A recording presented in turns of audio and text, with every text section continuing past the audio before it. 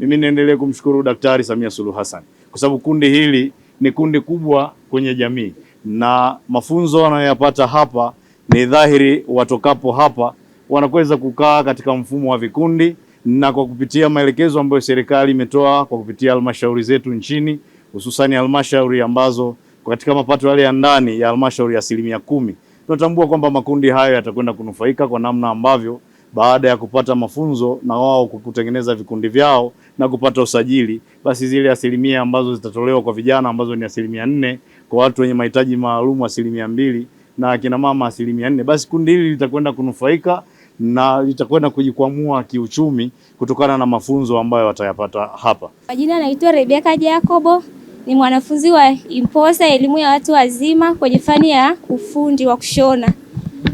Kwa kweli tunamshukuru Rais Samia kwa kutuletea mradi huu kwa vijana. Umetusaidia sana, maana tulifika mahali hapa ilikuwa hatujui hata chochote. Sasa hivi tunaweza kushona nguo zote. Kwa kweli ni fursa nzuri ambayo ametuletea mama yetu Samia. Natambua kuna vijana ambao mpo baina yenu hapa, mlitamani mmalize elimu ya msingi, hamkumaliza.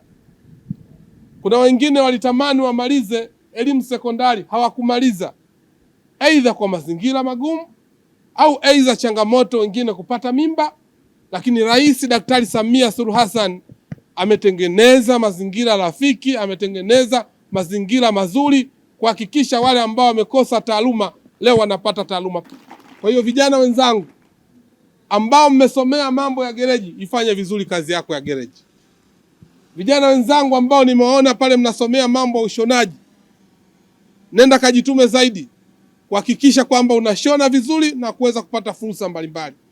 Serikali imetengeneza mazingira mazuri, vijana wenye ujuzi, na imeleta fursa kwa halmashauri kupitia mikopo ya 10%. Leo vijana wamepata mamilioni ya fedha, na Mheshimiwa Rais ameanzisha wizara ya vijana kwa ajili ya kuwasaidia vijana. Huyo ndio Daktari Samia Suluhu. Piga makofi mengi sana kwa Mheshimiwa Rais. Kwa hiyo vijana wenzangu, hamna sababu ya kulalamika, na faraja ambayo iliyopo leo, ukiona VETA kuna baadhi ya kozi mnalipia, lakini hapa elimu bure. Yamezungumzwa changamoto ambazo mmezieleza, na mimi hapa baada ya ziara moja nitamwandikia Mheshimiwa Rais, lakini la pili nitaongea na waziri wa elimu kwamba nimekuja katika kituo chenu, kuna changamoto 1-2, na naamini atawasaidia Mheshimiwa Mkenda. Lakini jambo la pili ambalo limeelezwa hapa kwamba pamoja na mengine yote kuna swala zima la kilimo, kwa maana ya kilimo cha bustani, ili watu waweze kupata ujuzi na waweze kufanya shughuli mbalimbali hapa. Mimi nimepata wasaa kuwa waziri wa maji, kwa hiyo nimwelekeze mtendaji RM mkoa iko wapi? Huyu bwana, na mtu wa bonde iko wapi? Kesho ilete timu hapa na ukabidhi kwa walimu wafanye tafiti, na sisi tutajipanga kuchimba kisima hapa.